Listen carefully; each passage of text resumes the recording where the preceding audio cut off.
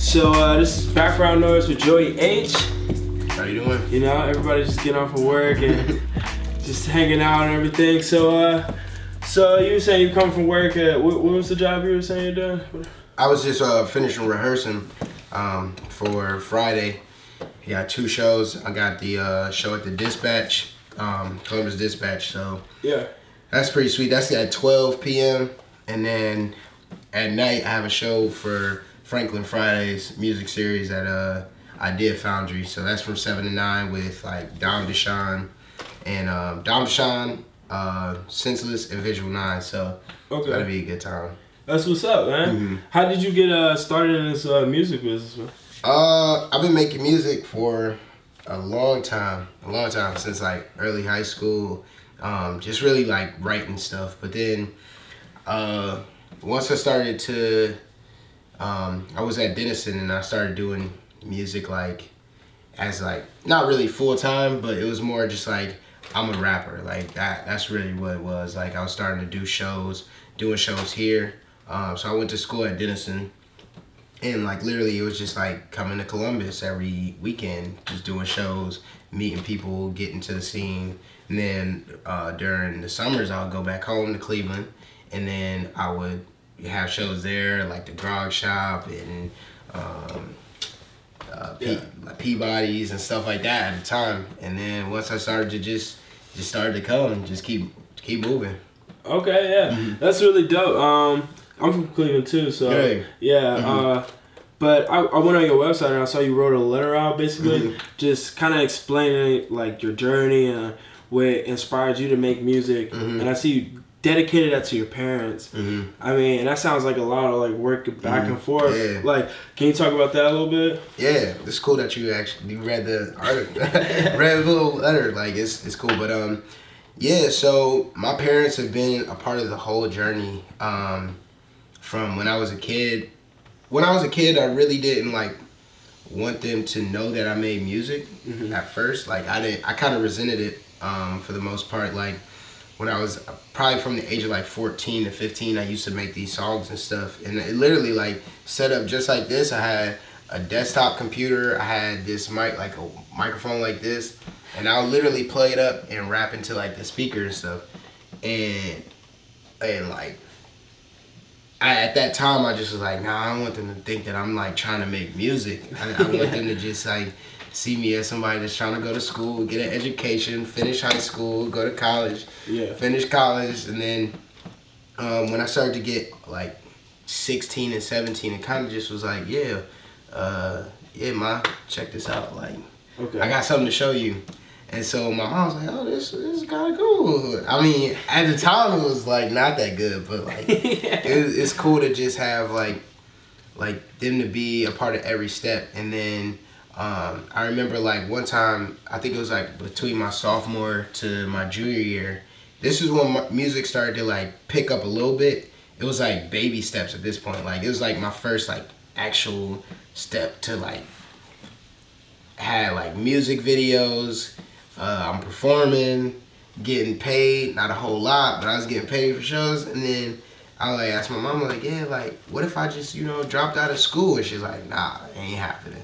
Yeah. So like, is that one of the reasons why you kind of hold off with the whole telling them like you like to rap and stuff? Yeah. Like at the time, yeah, but it's just cool that they've been like a part of every step. And like my mom is like my financial advisor, personal manager. Like literally she helps me with everything. And my dad, like just watching the way that he is with everything, like being able to do one thing, transform it to do another thing, he was a newscaster in Cleveland, and then he went on to do some other stuff, work at a school district, the Cleveland Municipal School District, and then he went on to be a business owner, like. And now he's the mayor of Woodmere, so like it's like super cool to just like see him be like a chameleon almost. Like any environment he can adapt and just be great at it. And so like those two, just always talking to them, listening to them. It's just cool to have that support system behind me to like drive me to keep doing more stuff. So it's real cool. Did your parents like show you any music that you still listen to today? Yeah. Like they didn't really listen to hip hop much. Like the most hip hop I would say, my dad used to listen to Erykah Badu and Will Smith in the car. First Grammy, man. It was like not even that Will Smith, like Big Willie style. So, so I didn't really get like a lot of like hip hop music influence from them. It was more of like my dad used to listen to this artist Michael Franks, that I listened to him all the time. I actually have a sample from them on the project for Lemonheads, like that first beginning part. It's from Michael Franks, and then. They both, you know, like Stevie Wonder, Michael Jackson. My mom, you from Cleveland, so you know the 107.3 The Wave. Yeah. That was always on in the whip. The Wave. The Wave. So, like, I used to listen to that all the time. So, just widening my, you know, musical, like, background, just listening to different stuff and not just always hip-hop. And then when I'll head over to my grandmother's house, BT, MTV Jams was always on, so I was able to just listen to a lot of everything back then. So that's really where so like they did in turn like influence a lot of stuff. Okay. So I mean, who you listening to right now? Have you listened to the new Travis Scott or the Mac Miller or anything like that? You got a favorite track yet? Shout out to Mac Miller. Shout out to Mac Miller, one, because if it wasn't for Mac Miller, I wouldn't know like a lot of the artists that I listen to now. Or I probably listen to them, but like, if it wasn't for Mac Miller, I wouldn't have heard Kendrick. Which sounds crazy. Really? Like, cause I was listening to Mac Miller back when he had the Best Day Ever, Kids, and so I was getting hip to him then, and then they both were on. I think I was a junior high school. And then they both were on the Double XL cover. Yeah. And then that's when I heard Kendrick's freestyle. And I was like, oh shit, this dude is nice. So then Kendrick, so then I started listening to him. But anyways, shout out to Mac Miller. His album's incredible. And just the progress of like watching him from, you know, kids to now is like super crazy. Yeah. Travis Scott's album is pretty sweet. I've been listening to that. Favorite song off of them?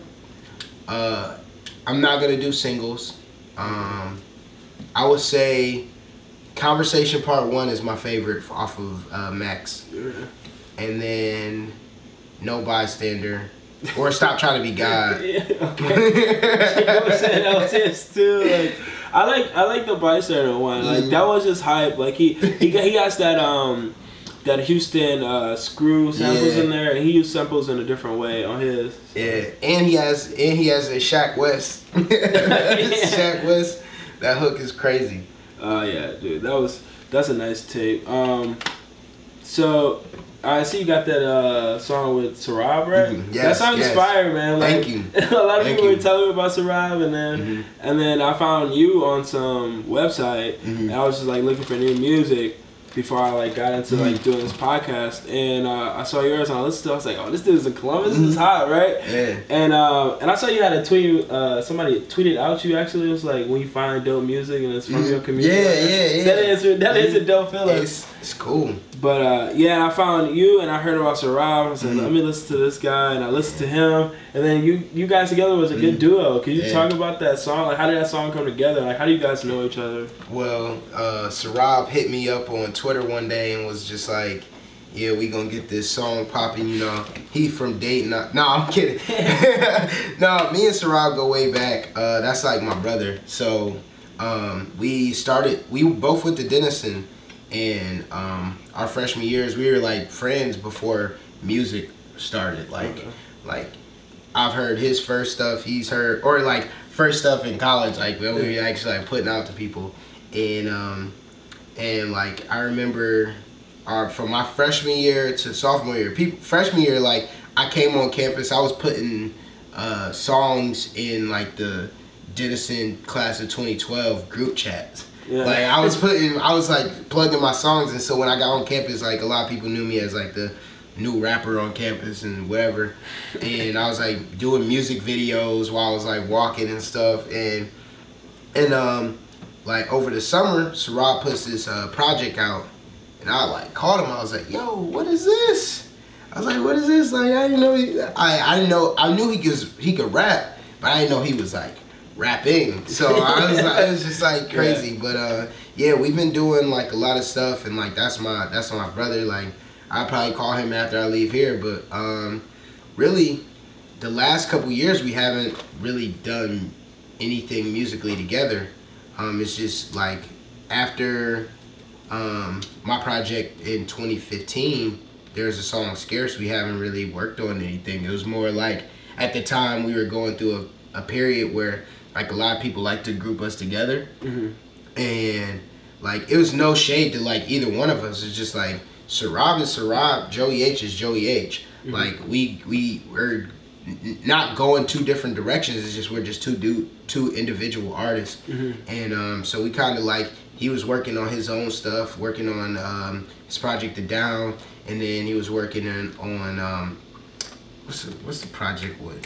What's his last? Seeing in the Dark. Oh yeah. and I was working on H-Files, and then I was working on If Money Grew on Trees. I listened to H-Files, by the way. Thank you. Yeah, thank you. And I was like, man, this is nice. It reminds me of some I want to say too much 90s hip hop, but the wordplay is there. Yeah. I fuck with the beats, you know, it's kind of boom bappy, but the 808s are nice on there. How would you say you grew from that Joey Aich or H-Files to your new tape, Money Grows on Trees? Yeah. I became a better songwriter, and I let myself be more vulnerable. And then also, just the recording process. Like I was really into, like if you heard the stuff before H-Files, you would be like, wow, like this dude goes into the studio, raps his verse. If he has a mistake in there, just like, whatever, it's cool. So with H-Files, I was like more into the whole recording process where I would sit in the studio while we're mixing and be like, nah, let's change that and stuff like that. Then I amplified that for If Money Grew on Trees, and I was just like hands-on, like I would play a song and then be like record a song, once I get home, listen to it over and over again, text my engineer and be like, yo, let's change this, come back to the studio, and like I would work on songs over and over and over again until it had to just be to like, yo, you gotta stop, like you can't rework this song or it's not gonna sound the same. And like on the song Rope Break, I remember I was traveling from Cleveland to Columbus, and it was like one week I literally it was like a Tuesday, I drove down to Columbus and then recorded something, drove back the same night, came back like Thursday, all the work on Rope Break, and then like the whole time I didn't record anything. It was just the mixing process and like changing different things and adding different plugins and stuff like that. So I was really like very experimental, singing a little bit more and just letting myself be a little bit more free and just trying to grow. Well, I see the it's funny trying to grow, you know, money grow. I can tell the difference. Like it is like the H-Files are more just rap, you know, and then on this one it's more of a flow, you know. I listen to it washing dishes or driving a car or whatever. You know, so would you say that you're more patient now with a song and you'll let it like take more time to actually think about it, or do you just act quicker on a song because you know exactly what you want out of a song now? Or? It's cool because it's like both now. Like I can hear a beat and I know exactly where I want to go now. Before it was just like,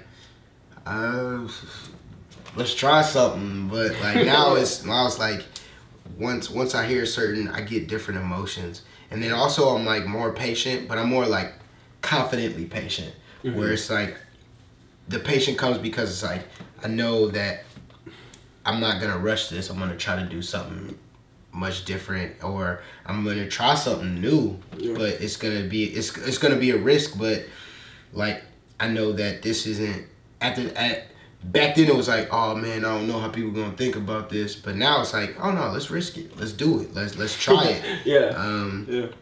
Like singing more, like me trying to hit high notes sounds crazy, but if I hit a high note and then I'll be like, fix that.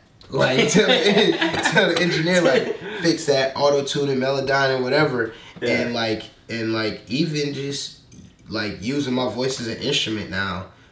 That's something that I didn't do before. It was just like now it's like my voice, it can say vocals, but it can also make sounds. And at the root of music is just sounds. Like, so if I can manipulate my voice to try to give off a certain like emotion, like just do it. So just growing, like again, like just growing with the music and just being a better artist. So I mean, so was that something you struggled with in the past? Like being patient on a song or scared of people listening to your songs or what?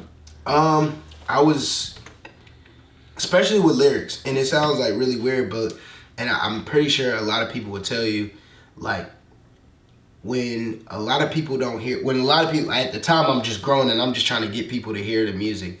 At the time it's like, yeah man, bars is everything. Like you need to spit hard bars, like everybody needs to know that you can rap.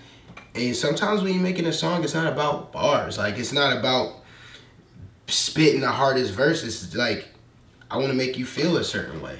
Bars gonna come, bars gonna be there, but it's like, it's like, let's make a song. Like Jero said he can rap, but can he make a song? And like that, ever since I heard that, it's just been like, just like, everything doesn't need to be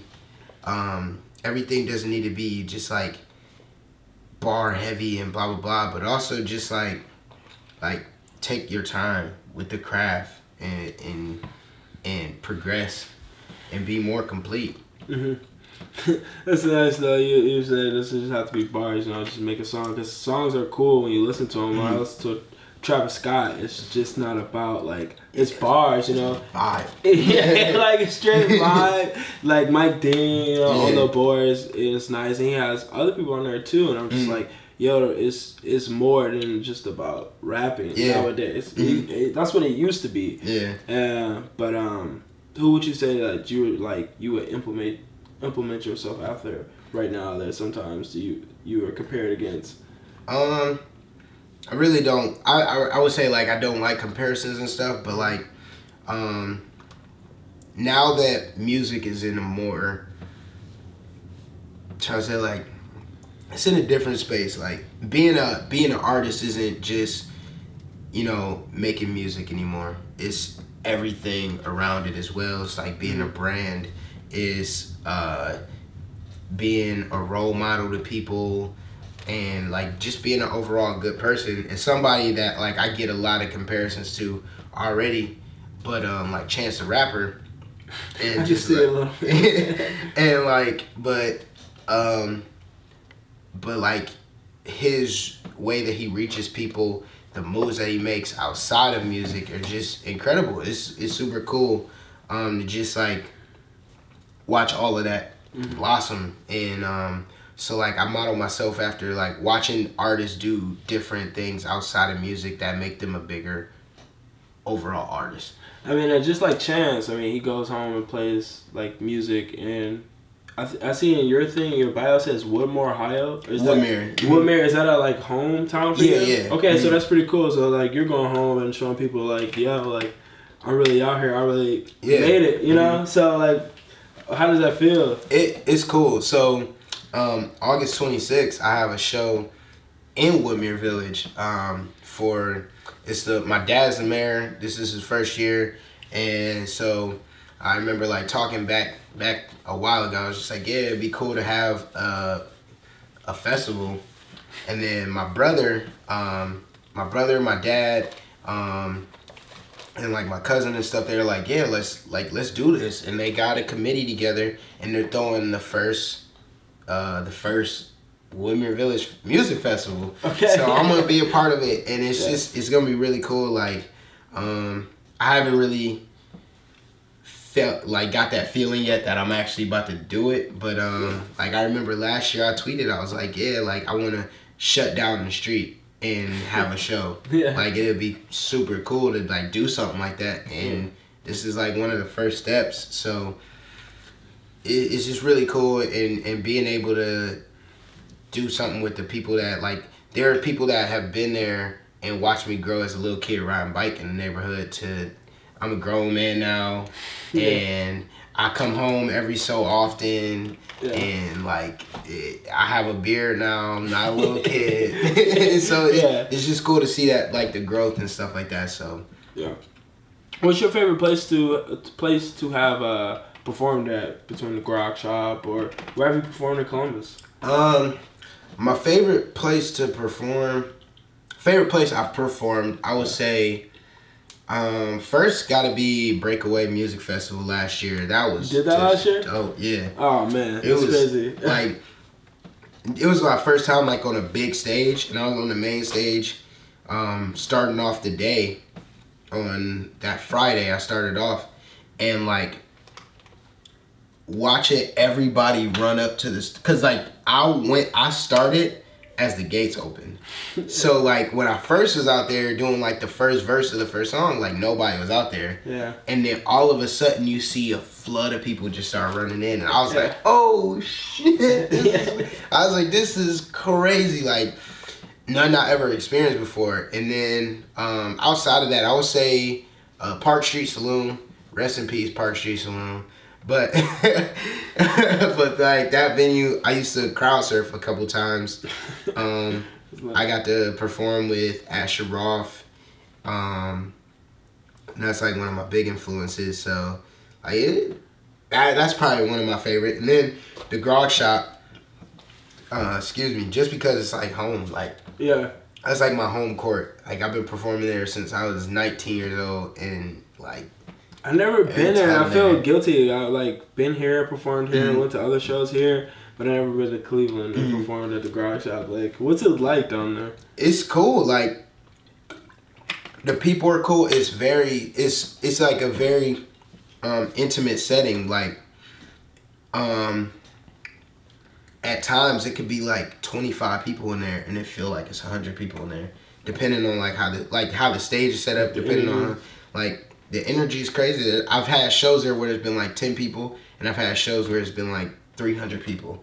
And it's like super, like each time the energy is just so crazy. The people are great, the staff is great, like, and it's just being outside on Coventry is cool. It's like that whole experience, and like overall it just brings me back to like the first time I like performed, or like the first time I performed there, and like I was like, yeah, man, you know, I want to really perform at the Grog, like, and then it happened, and then, like, every single time I go back, it's still that, I'm like, yo, I performed at the Grog, so, like, it's real cool, it's real cool. So it kind of never gets old for you, man. Nah. Like, you really love it. That's really dope. But, I mean, back on, like, Breakaway, though, that would be sick to be Breakaway, because that's, I don't know, I really like Columbus a lot, and I've been here, I feel like I know Columbus more than, like, Cleveland. I feel bad for that, but Breakaway is huge. When I went to Breakaway, I almost kind of passed out though. I was there for chance, and then I didn't have any water. Everybody else around me is on like Molly and stuff. We're all in the front. By the time I get out, my like whole shirt is like dripping in sweat. But the experience is there. That's just dope, and it seems like more people are coming here because Columbus is growing. Yeah. I mean, how does it feel to be a part of that growing attraction? It's like. It's super cool, and it's like a very humbling, like, it's very humbling to like not being from here and coming here, and then the people in Columbus that are in the music scene could like just embracing me as an artist, and just embracing me as a person. Like when I first came here, to like I moved here last year, and I was like doing stuff like the 2 years, 3 years prior, but like. People never gave me like that, oh, this dude from Cleveland, like he not even from Columbus, blah blah blah type thing. And it's just really cool to feel like I'm a part of something, and a lot of people have called it like a Columbus Renaissance, and like to be a part of that, to be like a important figure in it. It's super cool, and like I really love it, and hopefully, and I just know it's gonna happen. It's gonna happen. The talent's here. We're gonna make it out, and we're gonna make some noise in the Midwest. So that'll be dope, man. I hear other like rappers like rap the NYC and you know, whatever it is, like I want Ohio to be popping, you know, like I want Ohio to be so dope, like you know. But we got dope people from Ohio, like Halle Berry, Kid Cudi, Steve Harvey. It's cool. It's cool because like a lot of people don't really know it until I feel like I've talked to a few people about it, but like a lot of people don't take Ohio as seriously as a Chicago, a New York, Atlanta, and now Florida and California. Whereas like when some artists like some artists from Ohio go to these places, people are like, yo, these people are so dope. Yeah. And then they get on, and then it's like that whole you gotta leave to make it type thing starts to continue. But while people are in the city, it's like I just wish people would realize the talent that's here. Yeah. And like it's cool to be a fan.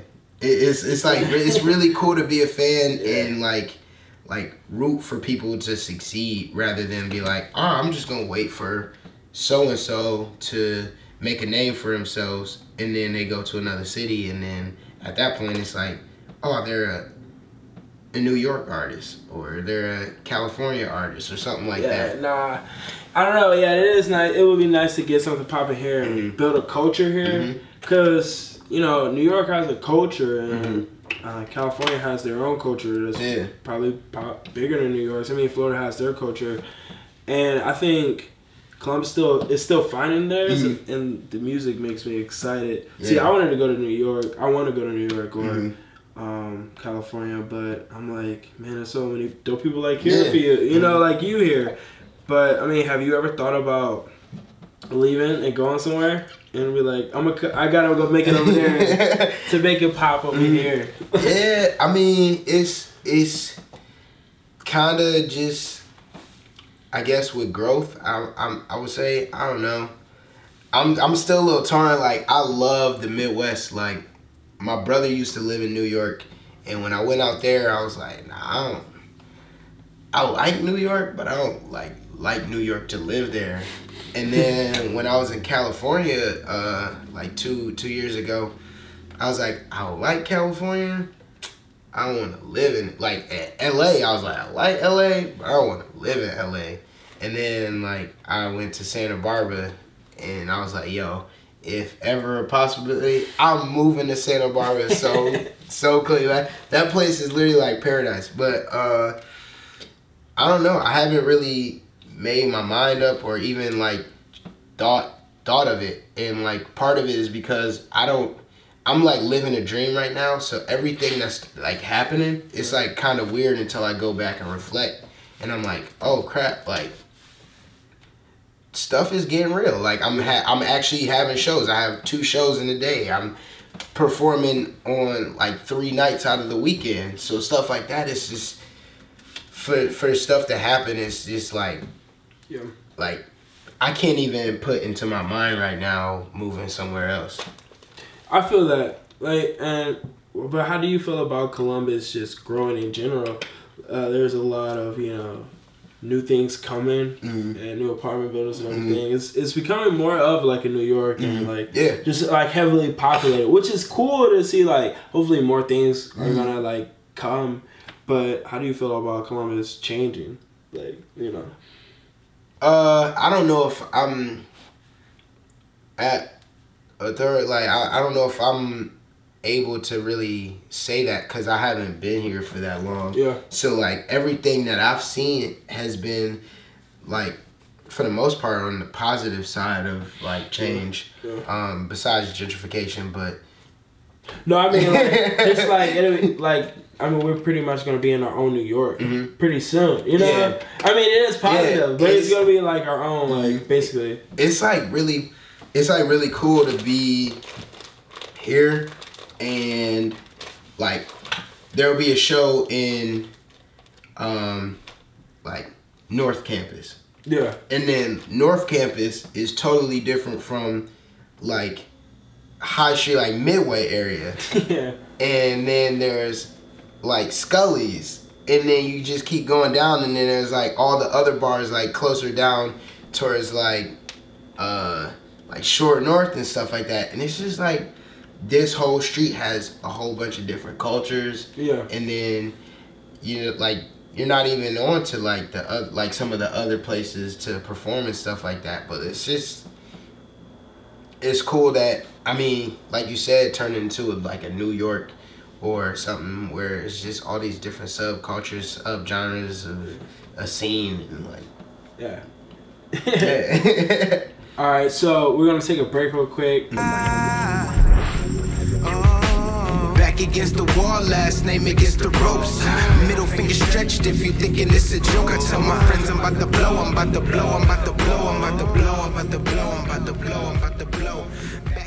I mean, freestyling could be a gamble sometimes. You know, it's a different skill craft. Yeah. I would say that like 1,000%, and it's something that like a lot of people don't really put that in its own genre of like of rap. So like there's artists who, or I put it like this, I equate everything to basketball, and you know hoops. So like LeBron James or Kyrie Irving, he can dribble a basketball like super crazy, but like a lot of that stuff he doesn't do in a game.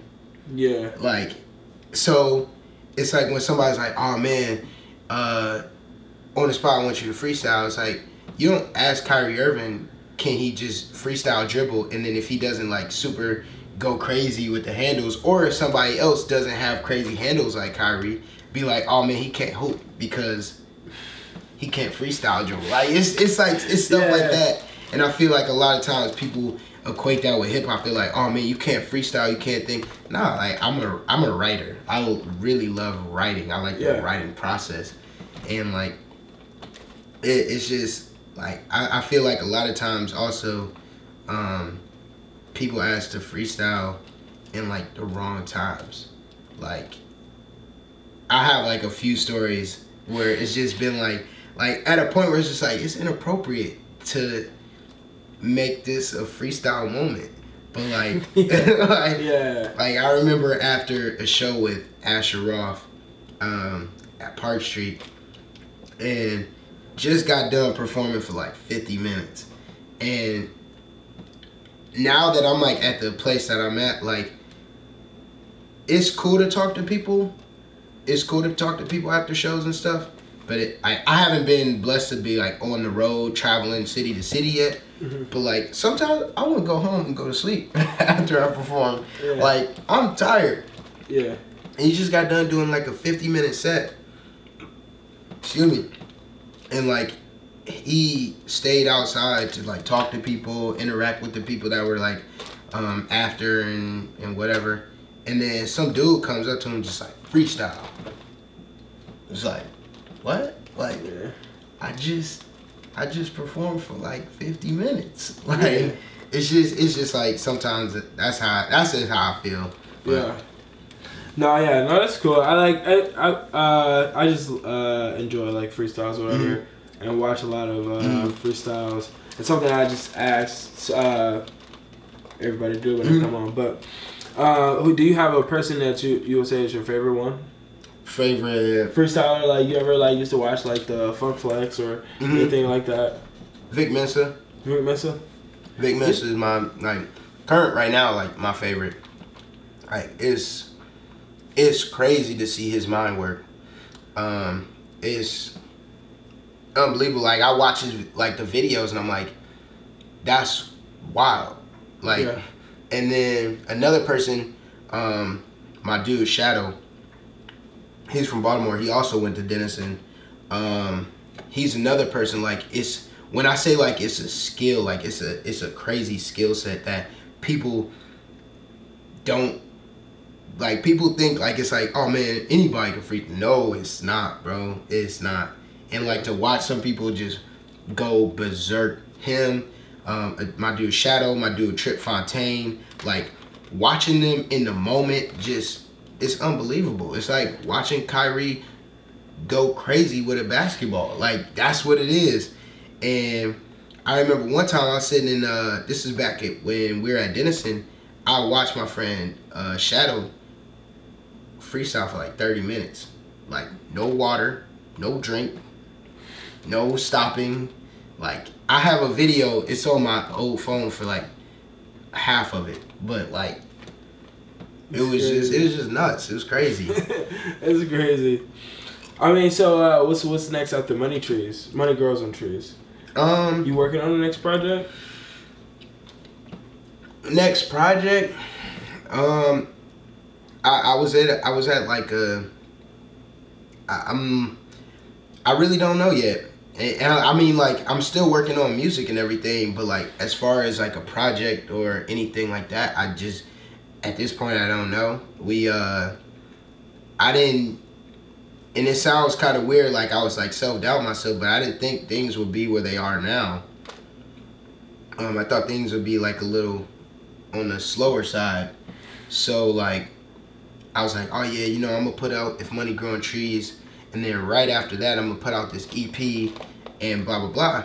And then once I started to see people like listen, how they're listening to If Money Growing Trees, I was like, nah, like we gotta scrap that. Like that whole idea I had, scrap that. Yeah. And like now that I'm starting to learn not necessarily like the business side, but like more of just like being strategic with music. Like it's hard to like look at things and say, wow, I'm gonna put a song out next Friday. Like it's like, what's the purpose? Like before what I used to do, like something that I changed from H Files and If Money Growing Trees, I have a manager now, and pretty much my manager, shout out Emery, he helps me out with just getting out of my own way. Where like back in 2016, I'd be like, oh man, it's Tuesday. I woke up on the right side of the bed, the sun is shining, I got some fresh OJ, like I took a shower, like everything is cool. I'm dropping a song today. I'm gonna go on Twitter and be like this, who want a song today? And then people be like, oh, like 2 retweets, 3 retweets, a couple favorites. And I'd be like, the fans want it. Boom, let's put it out. So like, and like on SoundCloud and stuff.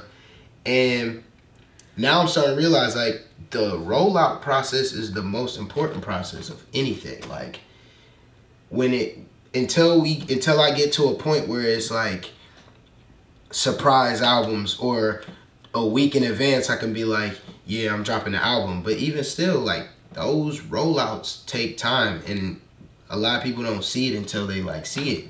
Like until they like look back and be like, oh crap, they dropped that song. They Instagram, they deleted all their pictures, and then all the pictures fit the theme of the project.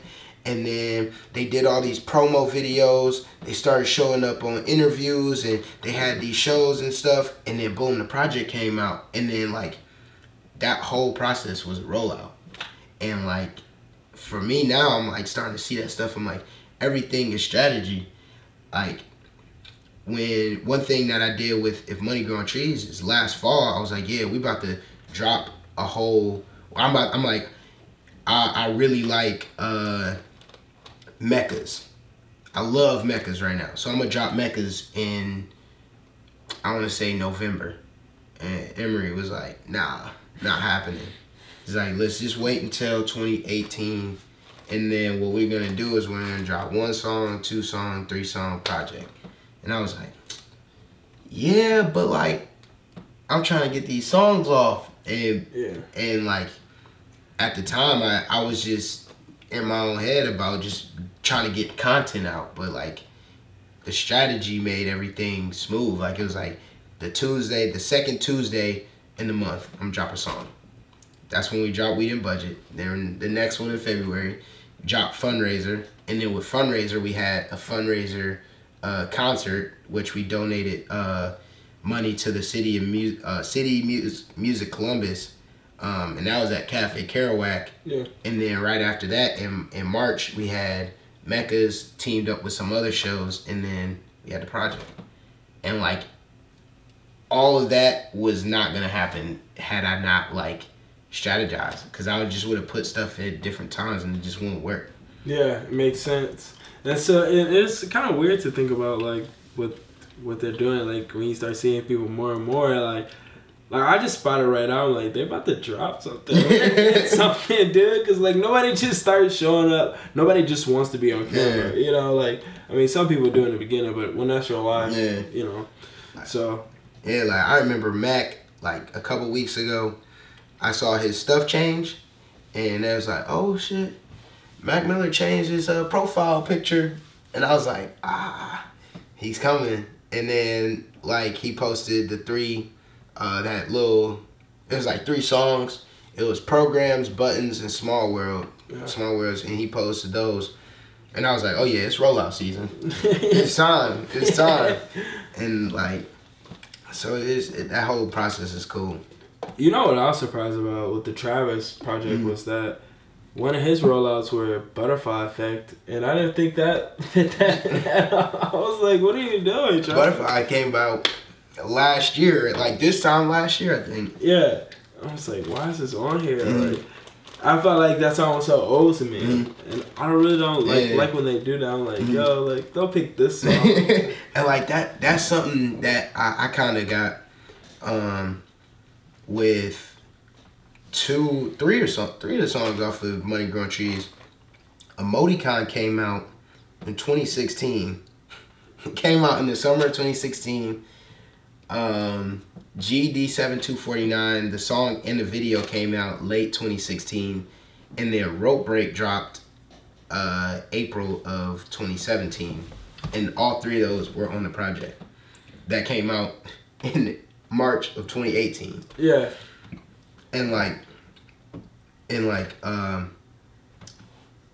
Rope Break was the first song that was on like commercial streaming and all that stuff, so like it was really cool. And that's one of the first songs I heard. Yeah, I was like, yo, this is fire. and like that song didn't get, like right now it's up to like 80,000 streams or something like that on Spotify. Up until April, it had like 2,000. It's been since the project, and like it's just crazy to see like one, music is never really that old anymore. Like it's always new to somebody. Like somebody's gonna hear it. It's like it's new, but it's crazy. Like now that I'm like thinking like, damn, Butterfly Effect really came out last year. People knew it. I heard the song like, and like it wasn't just like a small song. It was a big song. Yeah. And then they showed up on the projects. Salute Travis for that. I don't know. Like, what's your favorite album from Travis? Out of these, I guess 3 albums that he came out with? Yeah. Rodeo. Yeah. I don't like this one. I still got to sit with more. Birds in the Trap Sing Bright Night. That one was dope. Yeah, I don't know, for me it just didn't have as much, and like this is just subjective, but like it didn't move me the same way that Rodeo did. Like when I first heard T.I., my Uncle T.I., my music Uncle T.I., like on Pornography, and like even with what's that one song, the big song, don't you? Oh, Antidote. Oh yeah. Antidote. Like when I first heard that, I was like, oh, this is a hit. This is a smash. And then I'm still mad at all the streaming platforms because they don't got Maria I'm Drunk.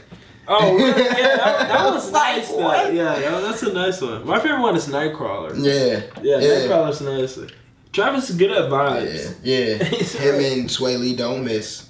Together they don't miss. But yeah, like that, I'll probably say Rodeo.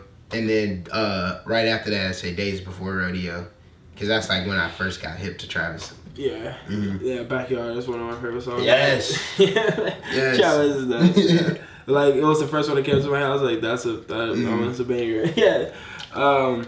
Well, that was all the time for today. Great. I'm glad you really came. Yeah, definitely, really dope. Thank you, man. So check us out on Background Noise YouTube stream. Ray Bun. We got Joey Aich here. He got a couple shows coming up. You want to plug those in again? Yeah. So Friday afternoon at the Columbus Dispatch Building for that's at 12 p.m. is going to be live streamed on the official site. It's going to be on the Facebook page, the Columbus Dispatch Facebook page, and then I have another show. Is Franklinton Music Fridays. That's at 7 to 9. This is gonna be with Dom Deshawn, Visual 9, and Senseless. It's at the Idea Foundry. You can look all this stuff up on my website, joeyaich.com. Also check out my project, If Money Growing Trees, which is on all streaming platforms. And follow me on all social medias at JoeyAich. Okay, so I always like on my page put up a clip of something from the interview. So if you had to have one quote that is your favorite quote to remember, what is it? Favorite just quote? Yeah. Or like a word or it could be a word, like something that inspires you to go every day. Like for me, it was like something from like Einstein. Like I watched the Einstein documentary, and that motivated me because he had a struggle too. So one thing. Well, one thing to encompass who you are now from who you once was. I guess I'll say like always grow and inspire. Always grow and inspire. Like as you can see, I've been trying to do some new tattoo ideas. So I was drawing on my hand today, and I put H and then I put inspire here because like just always want to know every single day like while we're here on Earth is just like take the time, do something to inspire somebody else in whatever avenue it is that you do, grow with it and inspire people. All right, that's dope. All right, thanks guys. Remember to like and subscribe. See you next time.